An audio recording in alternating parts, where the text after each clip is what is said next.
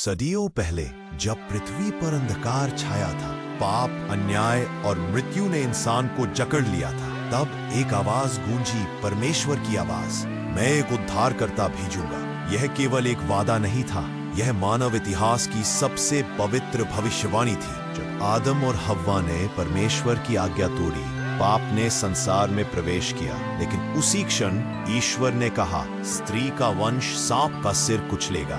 यह पहला संकेत था कि एक दिन एक पुत्र आएगा जो शैतान को पराजित करेगा। और गौर कीजिए, स्त्री का वंश प्राकृतिक नहीं, चमत्कारी जन्म की ओर इशारा करता है। फिर वर्षों बाद परमेश्वर ने अब्राहम को बुलाया, तेरे वंश में पृथ्वी की सारी जातियां आशीष पाएंगी। यह केवल एक जाति नहीं, एक व्यक्ति की बात थी। वो वंश यीशु मसीह। राजा दाऊद से कहा गया, तेरे वंश में एक राजा आएगा, उसका राज्य अनंत काल तक रहेगा। वो राजा जो सोने की गद्दी पर नहीं बल्कि एक चरनी में पैदा होगा।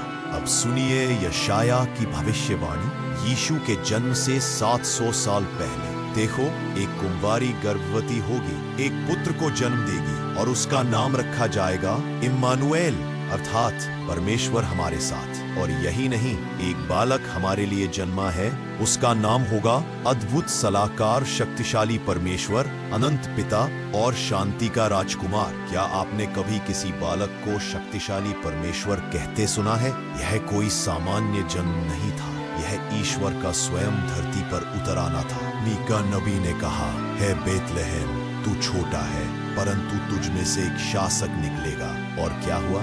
मरियम और यूसुफ को जनगणना के कारण बेतलहम जाना पड़ा और वहीं यीशु का जन्म हुआ। कितनी सूक्ष्म है ईश्वर की योजना। हर भविष्यवाणी एक एक कर पूरी होती गई। पुराने नियम में 300 से भी अधिक भविष्यवाणियां थीं, एक ही व्यक्ति के बारे में। क्या यह केवल संयोग था? विज्ञान कहता है, एक ही व्यक्ति द्वारा सिर्फ 8 भविष्यवाणियां पूरी होना संभावना है। 1 in 10 to the 17th, यानी 1 के पीछे 17 शून्य। इतना असंभव कि केवल परमेश्वर ही ऐसा कर सकता है। और फिर वो दिन आया। मरियम, एक साधारण कुमारी युवती, स्वर्गदूत प्रकट होता है, हे मरियम मत डर, तू एक पुत्र को जन्म देगी और उसका नाम रखेगी यीशु।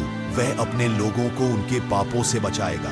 मरियम ने उत्तर दिया, मैं प्रभु की दासी हूँ, जैसा तू कहे वैसा ही मेरे साथ हो। यीशु का जन्म केवल इतिहास की घटना नहीं, बल्कि ईश्वर की प्रतिज्ञा की पूर्ति है। एक वादा जो अंधकार में दिया गया था, एक आशा जो क्रूस तक चली गई, और एक जीवन जो अब भी आपके लिए खुला है। अंतिम शब्द यीशु मसीह के आने से पहले ईश्वर ने सदियों तक पूरी मानवता को तैयार किया।